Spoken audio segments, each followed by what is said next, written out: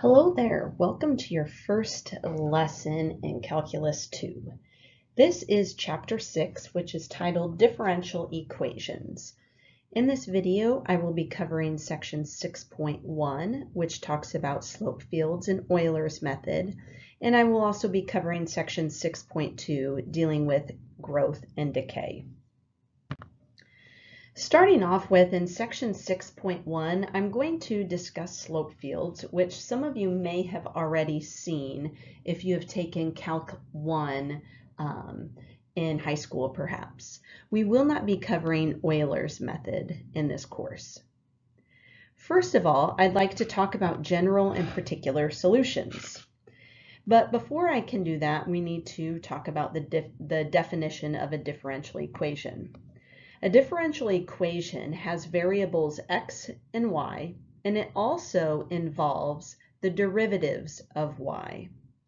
Here is an example of a differential equation. The function y is equal to f of x is the solution to a differential equation, and that's satisfied when y and its derivatives are replaced by f of x and its derivatives. For example, differentiation and substitution would show that this is a solution to this differential equation. Notice how the solution is y equals something. And I can verify that this equation here is in fact a solution. So let's take a look. My differential equation has a first derivative, so what I need to do is find the first derivative of this, and you should be able to do that based on your knowledge from Calc 1. So the derivative of this, remember, you keep this, and then you multiply by the derivative of the exponent, which is -2. So this here is the derivative. Now, if I use substitution, and I plug y in for y, and I plug y prime in for y prime, I will get the following. Y prime is equal to -2e to the -2x plus 2 times y, but y is e to the -2x. Well, sure enough, these are opposites of one another, so they do cancel one another out, leaving us with 0, which is what we wanted. So, yes, that is a solution. Now, it can be shown that this differential equation will have a solution of this form, no matter what. This is known as a general solution. And that's one thing that we're going to focus on today. Sometimes differential equations have singular solutions. That cannot be written in this way, but that's not really covered in this class. So let's go on and investigate this general solution a little bit further. Now, the order of a differential equation is determined by the highest order derivative. For example, this is a first order differential equation, and this is a second order differential equation. And we can find these general solutions. Well, it can also be shown that a differential equation of order n has a general solution with n arbitrary constants. For example, since this is a second order differentiation, there are 2 arbitrary constants. Okay, so let's take a look at this. Now, before we can really get into what a general and particular solution is, first we want to determine if the given is a solution of the differential equation. So notice that the equations in A, B, and C are all y equals. So I want to see if these are in fact equations of this, are solutions of this differential equation. So what I want to do, I'm going to do each one of these separately. Notice in our differential equation that we have a second order derivative, a second order differential equation. So what I know I need to do is find the second derivative of each of these. So in part A, if I find the first derivative of sine of x, you should know that the derivative of sine of x is cosine of x. So going on to find the second derivative, the derivative of cosine of x is negative sine of x. Remember, all the cos are negative when finding the derivatives. Okay, so we can go ahead and plug this into our differential equation. So y double prime in this case is equal to negative sine of x minus y, which is sine of x. We want to see if this equals 0. Well, negative sine of x minus sine of x doesn't cancel out. In fact, this is equal to negative 2 sine of x. That does not equal 0. Therefore, y equals sine of x is not a solution. Okay, great. Let's take a look at the next one. Now we want to see if y equals 4e to the negative x is a solution. Just like we did in the previous example, we need to find y prime. So the derivative of this, remember you keep it, and then you multiply by the derivative of the exponent, which is a negative. Then if I find the second derivative, I will keep it again, multiply by the derivative of the exponent, giving me 4e to the x. So, plugging this information in, y double prime is 4e to the x minus y, which is also 4e. Oops, typo, sorry. This should be a negative. So this is a negative. I apologize for that. So y double prime is 4e to the negative x. So plugging this in, I have 4e to the negative x minus 4e to the negative x. That does equal 0. Because this is a true statement, we can conclude that y equals 4e to the negative x is a solution to the given differential equation. Let's take a look at this next example. So in this next example, same thing. The only difference is c is just some constant that we don't know what it is. Fine, no big deal. So y prime is, keep it, and multiply by the derivative of the exponent, which is just 1. So then y double prime happens to be the exact same thing. So when I plug this in, I have y double prime minus y is equal to 0. And we will find that, yes, 0 does equal 0. This is a true statement. So now we can draw this conclusion. As you move up in fancier mathematics courses, this is notation for therefore. That's the lazy man's way of writing therefore. So therefore, y equals ce to the x is a solution for all values of c. Now, if you take a look at this and you look at part B, notice that part B is basically the same type of thing, but there's a c value of 4. Okay, this is going to lead us into the explanation of general and particular solutions. So the general solution of a first-order differential equation represents a family of curves known as solution curves, one for each value assigned to the arbitrary constant. Now, We talked about this example earlier. We can verify that every function of this form is a solution to this differential equation. So what that means is C can be anything, and that will still give us a solution. That will still be a solution of this differential equation. So C can be 1, 2, LMNOP, it doesn't really matter. So let's look at this graphically.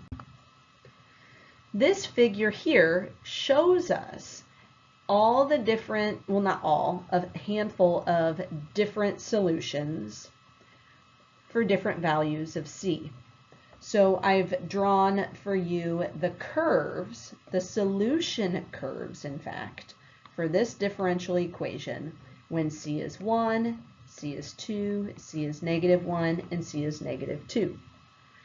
Now you might be thinking, well, those don't look anything alike, and you're right, because we're talking about differential equations, which is different than a line, for example. So particular solutions are found from the initial conditions, and a lot of times the initial condition is when time is 0. Additionally, particular solutions is when you find a value for C. So one particular solution would be y equals 2e to the -2x. This is an example of a particular solution. This is the general solution. The general solution has C. A particular solution has a numerical value for C. So let's look at some examples of this. So this example has a little bit more than what we've seen already. So it kind of combines the things we've talked about. So I'm giving you a differential equation, and I want you to verify that y equals cx cubed is a solution. I've asked you to assume that x is greater than 0. Once you have done this, then I want you to find the particular solution that's determined by this initial condition. Okay, so this is kind of a two-part question. So first, what we're going to do is verify. So this is just like what we've done previously. If y equals cx cubed, and we need to solve this, I need to find y prime. So y prime then, finding the derivative, so you have a constant, so you can keep the constant, and then find the derivative of this, which is 3x squared. So I'm going to write this as 3cx squared. Okay. And plugging this in, this becomes x times y prime, which is 3cx squared, minus 3y, but y is cx cubed. Okay, well, this is equal to, when I multiply these, this becomes 3cx cubed minus 3cx cubed. Well, that does equal 0. And so we have verified that y equals cx cubed is a solution.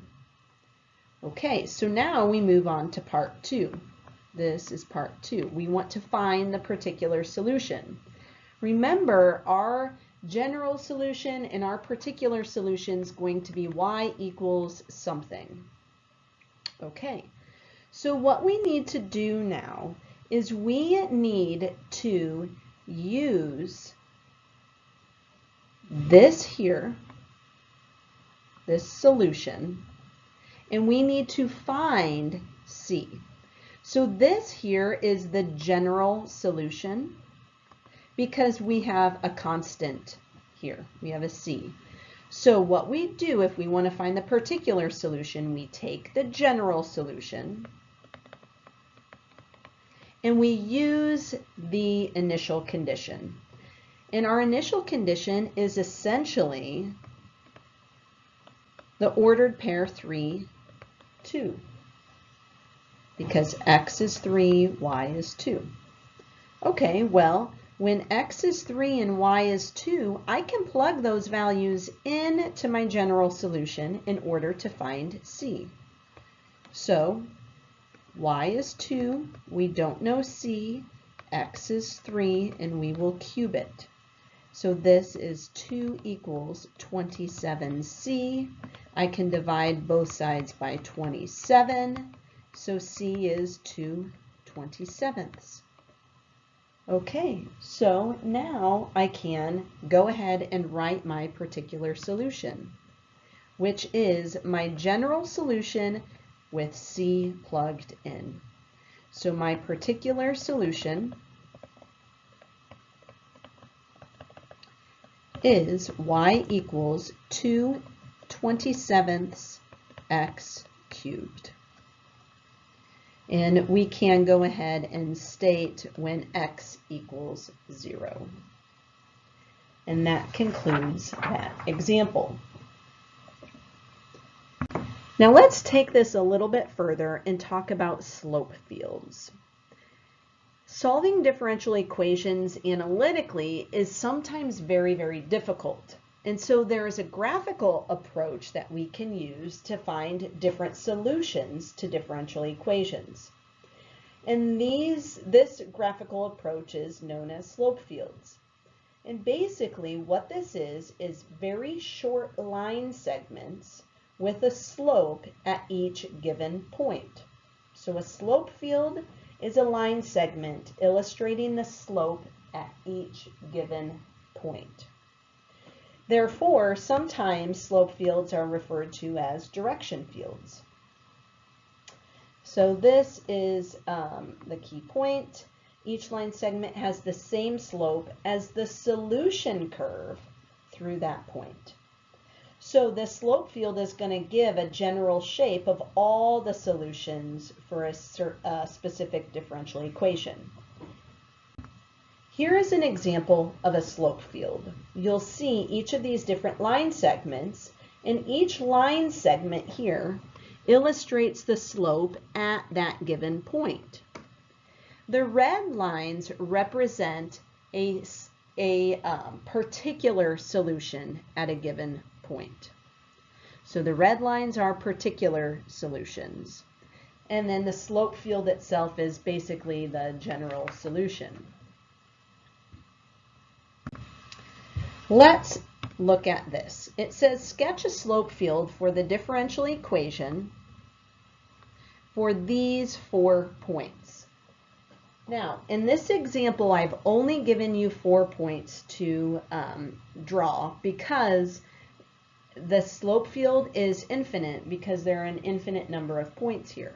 Okay, so we're just going to narrow it down. So let's first start with the ordered pair -2, 1.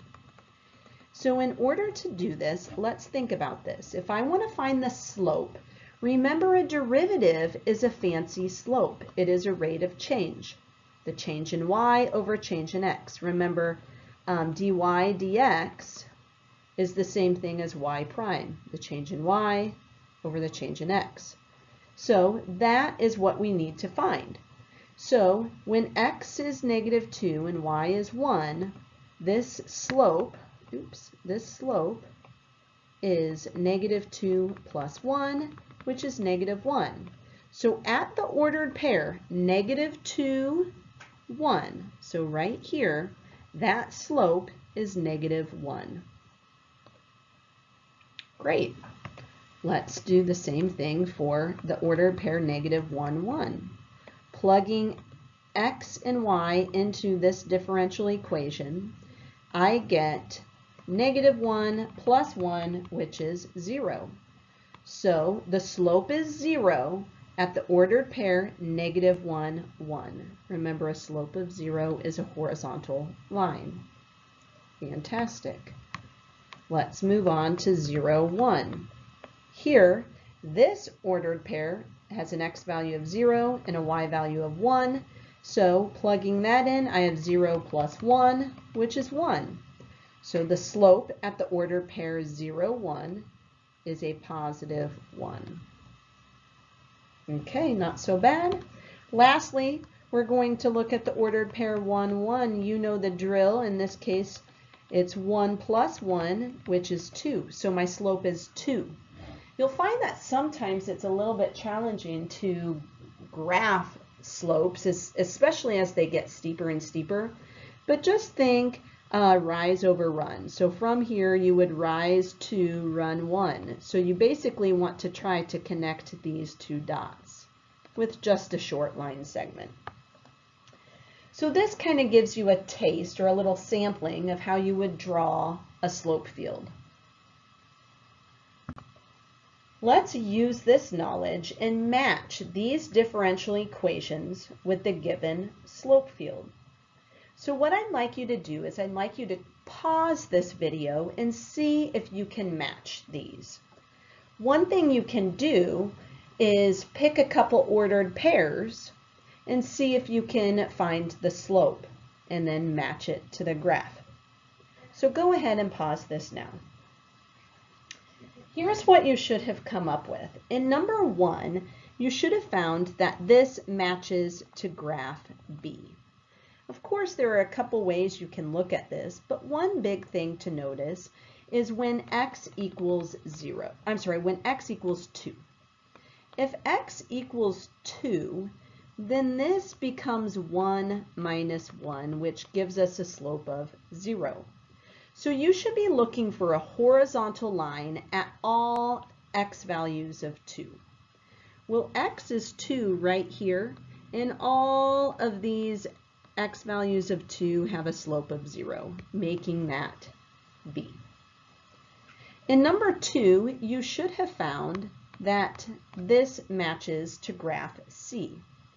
Think of this as 1/2 y, or think of it as y over 2. So anytime y is equal to 2, you will have a slope of 1. So if you look for a y value of 2, all of these have a slope of 1. On the other hand, when y is negative 2, the slope is negative 1, which is down here. So that goes with C. Number 3 matches with graph D. If y is 0, the slope is undefined.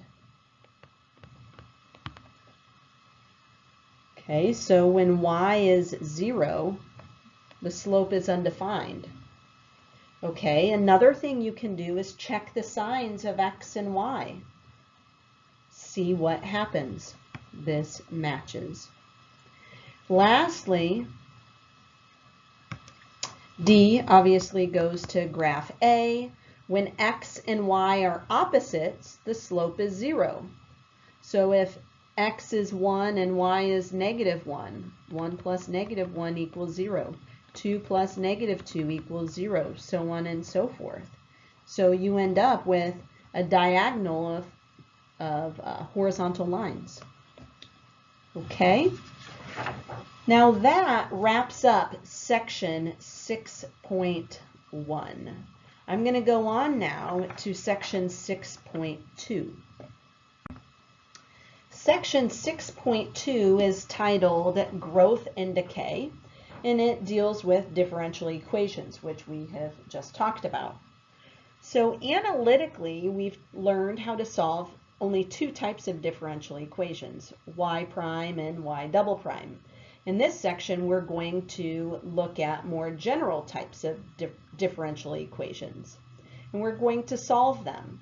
And one strategy to solving these is called separation of variables. And we touch on it in this section, and we go into more detail of separation of variables in section 6.3. So let's take a look at what this means. Okay, what we're asked to do in example 1 is to solve this differential equation. So now we're given the differential equation, but we're not given the solution. So remember from the previous section, the solution is y equals something.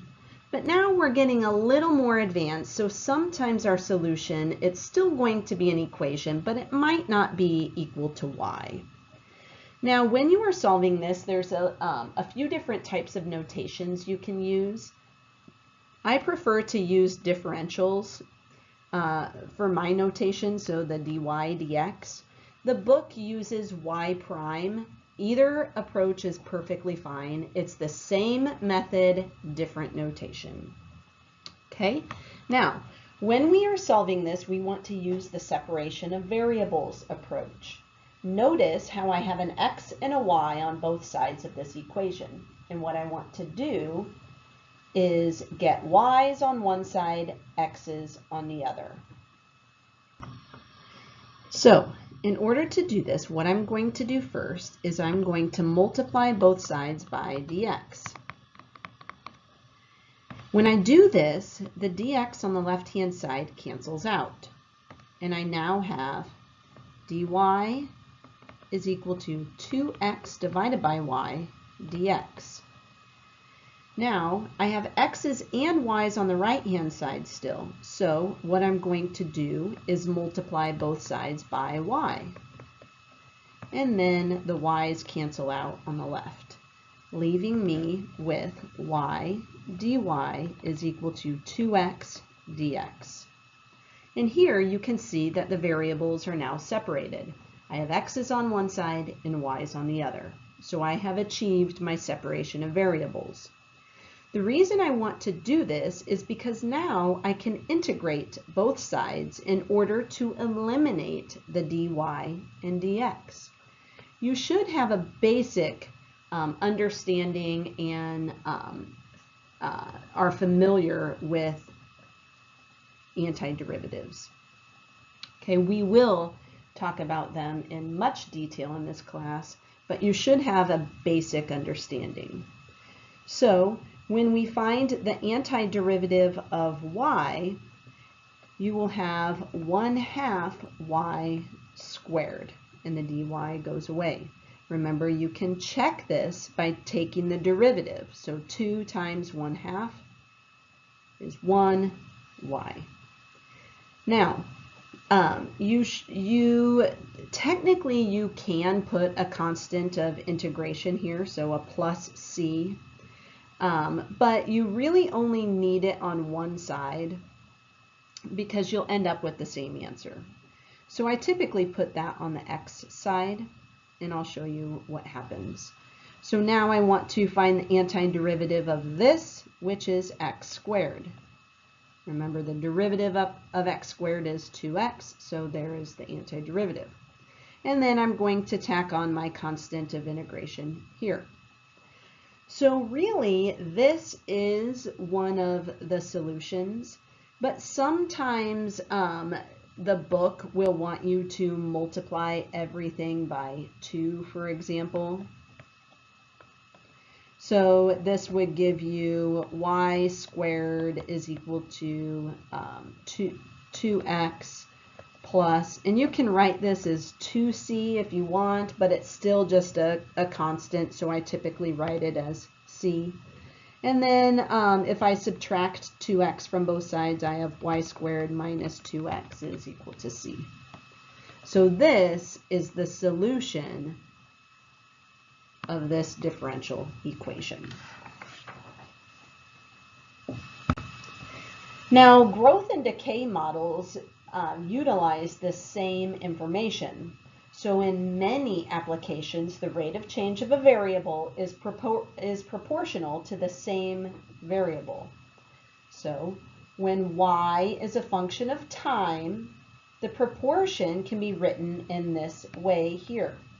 So dy dx, this is the rate of change of y, dy dx is proportional to y. And oftentimes we denote that as k times y. Yes, it's ky.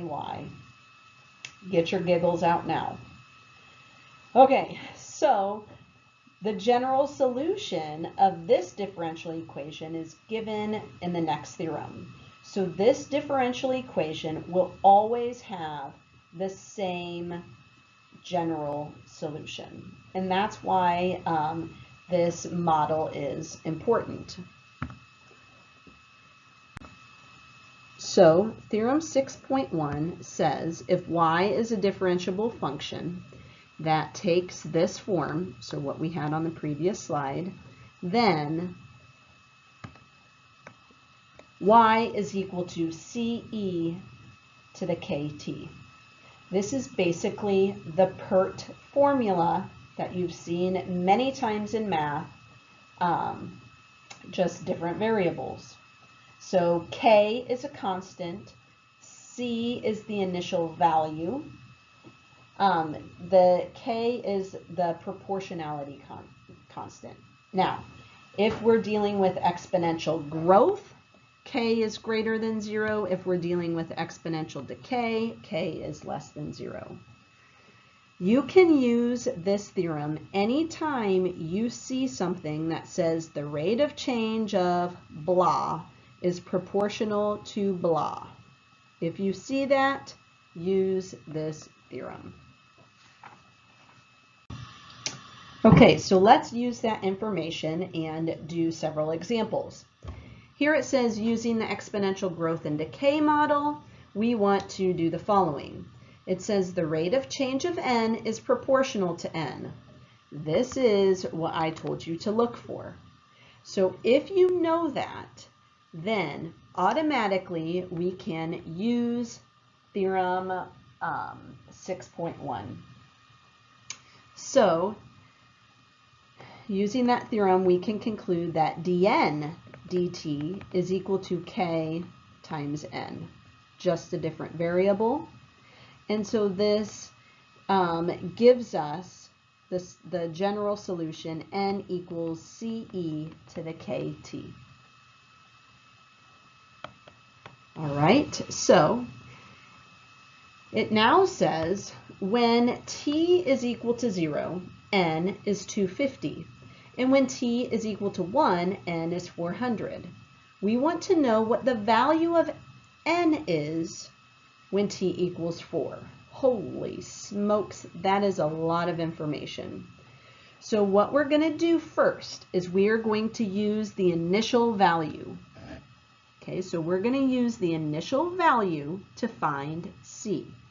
So step 2, use initial value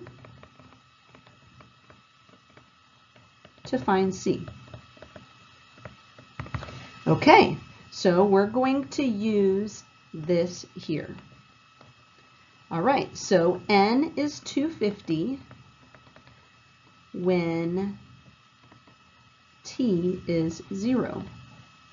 Okay, well, anything times 0 is 0, and e to the power of 0 is 1.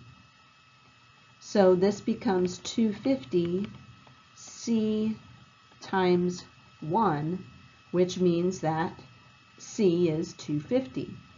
So from here, we can say that the formula becomes n is equal to 250 e to the kt. Okay, now I want you to recognize that t and n go together. Notice how each of these go together. It's kind of like the ordered pair. So now what we're going to do is we're going to use this information here and find our k. We need to find k. So step 3, find k. So we're going to use this formula, plugging in this information here to find k. So we have 400 is equal to 250 e to the k times 1. All right, well, to solve this, it's just algebra here, so we will divide both sides by 250. So we have, I believe that's 1.6, is equal to e to the power of k. Now, to get k by itself, I hope you remember this from previous math classes, we take the natural log of both sides. The reason for this is the natural log is base e, so those will cancel. So we find that k is equal to the natural log of 1.6. This is the exact value. If you want to write 1.6 as 8/5, that's perfectly fine too. I like to use the exact value. So now I have the equation. So I'm going to go back here to this equation. N is equal to 250 e to the k, which is natural log of 1.6 times t. Okay, now notice here that I only have two variables remaining, which is our goal, because I want to find the value of n when t is 4. If I plug 4 in for t, I only have one variable remaining, which is n, so I can find that. So step 4 is to find n when t equals 4. So I have n equals 250 e to the natural log of 1.6 times 4. And you will plug this into your calculator. And believe it or not, students struggle with this. So plug this into your calculator and see if you get approximately 1,638.4, or if you have this as a fraction, I believe this is the value. Okay, so make sure you can get that solution. Here's another example. Take a moment to read through this. Okay, so this is another common use of theorem 6.1, exponential growth and decay. And in this example, we are talking about half-life. So we're still going to use the y equals ce to the kt, but what we want to understand in half-life is that like, think of it this way. Let c be 1 and y equals a half. Okay, so in this case, using this information, we end up with half the carbon 14 if we start off with 1 gram. Okay, so it's the same type of thing. Okay, so our first step, it is telling us that the half-life is 5,715 years. So it is going to take this much time in order to achieve half the initial amount. So we will get half the initial amount when time is 5,715 years. Okay, so we don't need to put that 1 in front of the e, but we certainly can. And we need to get rid of that e, and we'll do so by taking the natural log of both sides. So these cancel. So the natural log of a half is equal to 5,715k. To get k by itself, we'll divide by that value. And this is k. All right, so just like before, now we want to find c. So step 2, find c when there are 3 grams of carbon 14 after 10,000 years. Okay, so we're going to find c we know that K is this. We're going to plug in values for T and Y. All right, so Y is 3 and T is 10,000. So our equation becomes 3 equals C, which is what we want to find, e to the 10,000 times natural log of a half divided by 5,715. And FYI, some books give different half-life values for the number of years, so just use whatever our book gives you. Okay, so from here, now this is just multiplication, and I want to get C by itself. So what I'm going to do is I'm going to divide both sides by whatever this value is. And I believe the approximate value is 0.29735, something like that, when you plug that into your calculator. So you'll divide both sides by that value, and you will find that C is approximately 10.089. Now be careful with rounding, because if you round here, your final answer for C is going to be off, which means your final answer for the initial quantity is going to be off. So I try to use exact values. You can store information in your calculator, which if you don't know how to do, just contact me and I will show you how. So we have found C. This is measured in grams, and C represents the initial quantity. Okay, so we started off with approximately 10.089 grams of carbon-14 10,000 years ago.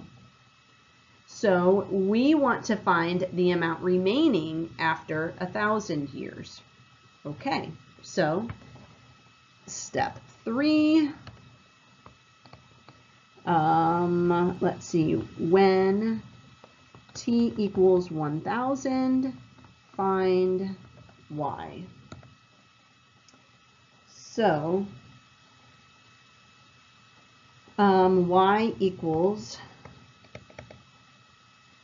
C, which is this value, and again you can store the exact value, e to the 1,000 times K, which is this here, natural log of a half divided by 5,715. Plug that into your calculator and you should end up with approximately 8.937 grams. Okay, so it took 1,000 years for it to decay this much, which is crazy. Crazy! Okay, moving on to our last example, which deals with Newton's law of cooling. Before I begin this example, I'd like to tell you the definition of Newton's law of cooling, or what it states. Newton's law of cooling states that the rate of change of the temperature of an object is proportional to the difference between the object's temperature and the temperature of the surrounding medium. Whoa. Okay, so that's quite intense, right? So the Newton's law of cooling is pretty intense. Okay, so here's what we're going to do. We are going to use the same formula that we had before. Okay, so this is the first step. So the change in Y with respect to time is equal to K times, now in this case it's going to be Y minus the surrounding medium temp. So in this case, the room temperature is 80 degrees Fahrenheit. So that is the surrounding medium. So we will say minus 80. Okay. Now it's important to mention that when we find y needs to be in between the temperature that the temperature it becomes 1 hour after cooling and the temperature that it started at. Okay, so y needs to be in between these values. Okay, so that's the object's temperature. Okay, now, if you haven't paused this and read through this, make sure you do so, because there is a lot of information going on. Okay, now what we need to do, the very first thing we need to do, is we need to find the solution to this differential equation. That's why we talked about that before. So what we're going to do is we're going to separate the variables, but we have a lot of them, so it's kind of hard to identify what to separate. So what I'm going to do is I am going to try to put the y's together. Okay, so what I'm going to do is I'm going to multiply both sides by dt, and simultaneously I'm going to divide by the quantity y minus 80. Okay, so this equation becomes 1 over y minus 80 is equal to, I'm sorry, I forgot the dy. dy is equal to k times dt. Now remember, k is just a constant, which is a number. So if I have a number with dt next to it, that's fine. I'm just going to differentiate or integrate with respect to time. No big deal. And what we need to do, like we've done before, is we need to get rid of that dy dt, and the way we do that is by integrating. Now when we integrate this, hopefully you remember this from the previous courses you've taken. This becomes the absolute value of y minus 80 is equal to c e to the kt, since y is greater than 80. Now you might be like, what just happened? Well, Newton's law of cooling falls into the same category as theorem 6.1, which gives us this. Okay, so with that being said, let's move on. Now, since y is greater than 80, I can go ahead and omit this absolute value. And when I do that, I'm going to add 80 to both sides. So I find that y equals 80 plus ce to the kt. This is our first step to finding our solution. Okay, now ultimately we want to find the core temperature 5 hours after the object is removed. But before we do anything, we need to find some of our constants. We need to find c and we need to find k. So the first thing we want to do is find c. The reason we find c is because that is found by using our initial condition. And our initial condition involves this 1500. So as soon as we take this object out of the furnace, time is 0, then y, the temperature, the object's temperature, which we talked about over here, is 1500. So this information I'm going to plug into the equation we just found. So it becomes 1500 is equal to 80 plus c e to the k times 0. Okay, well, this becomes 1, so basically goes away. So I subtract 80 from both sides to find c. So c is 1420. That is my constant. This tells me that my equation becomes y equals 80 plus 1420 e to the kt. We are getting closer and closer. So now I need to find k. And I'm going to find k by using basically the next ordered pair. This says 1 hour, so when t equals 1, after the object is removed, the core temperature is 1120, which is y.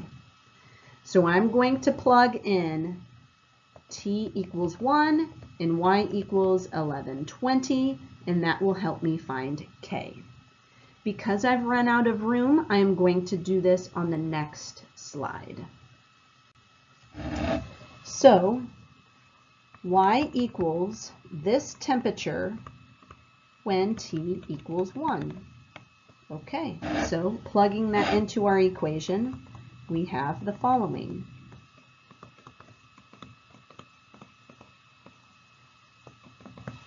All right. Well, I'm going to subtract 80 from both sides. So that gives me 1040 is equal to 1420 e to the k. I will divide both sides by 1420. I can simplify this fraction on the left-hand side to 52 over 71. That is equal to e to the k. I will now take the natural log of both sides to find k. So this is k. All right, so this tells me my equation now becomes y equals 80 plus 1420 e to the k, which is the natural log of 52 over 71 times t. Whew, that's a doozy. All right. We are almost done. So now I think this would be step 4. I lost track. It's on the other slide. So now we want to find the core temperature 5 hours after the object is removed. So we want to find y when t equals 5. So we're going to plug 5 in for t. Y equals 80 plus 1420 e to the natural log of 52 over 71 times 5. Now, I've said this before and I'll say it again. Plugging this into the calculator, believe it or not, is something students struggle with. So I want you to make sure you can get the following solution. If you can't, contact me immediately so I can walk you through this. This solution is approximately 379.236 degrees Fahrenheit. So 5 hours after the object is removed from the furnace, the core temperature of this object is almost 380 degrees Fahrenheit. When we are solving problems that are not exact, I would like you to always round to 3 decimal places unless noted otherwise. This concludes the lesson for section 6.1 and 6.2.